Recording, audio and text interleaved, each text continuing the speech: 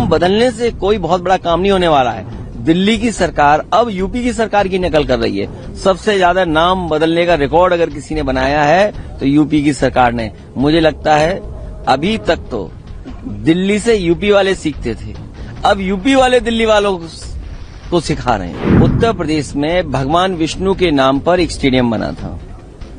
इन्होंने भगवान का नाम बदल करके अपने नेता के नाम पे कर लिया और यहाँ राष्ट्रपिता महात्मा गांधी के नाम को बदल करके प्रभु श्री राम जी के नाम से जोड़ रहे हैं। राजनीति और स्कीम इसलिए होनी चाहिए जिससे जनता को लाभ पहुंचे।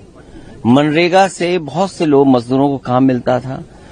आज की महंगाई में मानदेय कैसे बढ़े और इस स्कीम से किसान को कैसे जोड़ा जाए जिससे किसान को भी लाभ पहुंचे।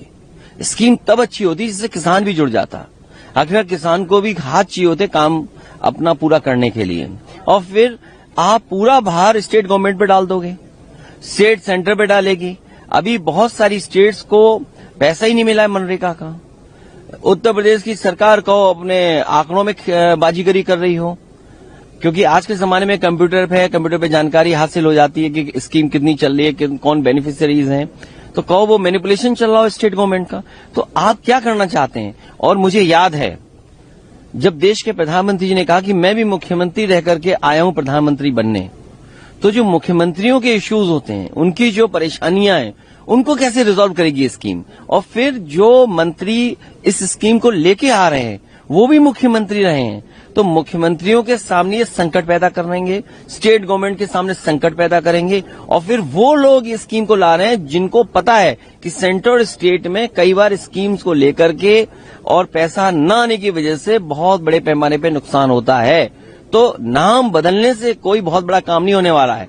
दिल्ली की सरकार अब यूपी की सरकार की नकल कर रही है। सबसे ज्यादा नाम बदलने का रिकॉर्ड अगर किसी ने बनाया है तो यूपी की सरकार ने। मुझे लगता है अभी तक तो दिल्ली से यूपी वाले सीखते थे, अब यूपी वाले दिल्ली वालों को सिखा रहे हैं।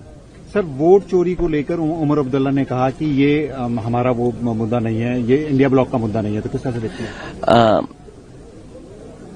मैं पुराने सवाल पे फिर आ जाऊं। उत्तर प्रदेश में भगवान विष्णु के नाम पर एक स्टेडियम बना था। इन्होंने भगवान का नाम बदल करके अपने नेता के नाम पे कर लिया और यहाँ राष्ट्रपिता महात्मा गांधी के नाम को बदल करके प्रभु श्री राम जी के नाम से जोड़ रहे हैं और कह रहे हैं इससे राम राज्य आएगा। क्या राम राज्य में किसी को पेशाब पिलाया जाएगा? क्या राम राज्य में भेदभाव होगा जाति का? क्या राम राज्य का धर्म में भेदभाव होगा? क्या राम राज्य में आर्थिक रूप से गैर बराबरी लाओगे आप? क्या आप राम राज्य में आरक्षण छीन लोगे? क्या राम राज्य में आप विपक्षी लोगों पे झूठे मुकदमे लगाओगे? क्या राम राज्य में ईडी सीबीआई इनकम टैक्स लगाओगे? सुनने में आया है कि अब समाजवादियों के ऊपर भी ईडी सीबीआई इनकम टैक्स होने जा रहा है। तो क्या राम राज्य यही है कि चुनाव जिस स्टेट में आ जाएगा वहां पर अपनी एजेंसीज को एक्टिव कर देंगे आप? तो एक तरफ तो भगवान विष्णु के ही अवतार भगवान श्री राम थे और यहाँ पर आप राष्ट्रपिता का नाम हटा करके प्रभु श्री राम का नाम ला रहे हैं। और जो प्रभु श्री राम जी को जिनको हमने टीवी पे देखा, जिंदगी गुजर गई टीवी पे देखते देखते, उन्हें बताओ ऐसी जगह बैठा दिया, अगर हम देखना चाहें तो भी नहीं देख सकते, उन्हें पीछे बैठा दिया। अगर ये बिल का नाम बदला है तो अरुण गोयल जी मेरठ के जो हमारे सांसद हैं जिन्होंने राम का रोल प्ले किया है, उनकी सीट कब बदलोगे? उनकी सीट भी प्रधानमंत्री जी के बगल में लाएं।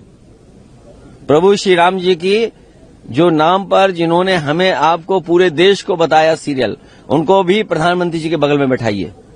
और अगर उनको बगल में नहीं बैठा रहे हो तो आप बहुत बड़ा धोखा प्रभु श्री राम को दे रहे हो। लखनऊ की हर बड़ी हलचल, अपराध की सच्ची खबरें, द लखनऊ टाइम्स, सबसे तेज, सबसे सही।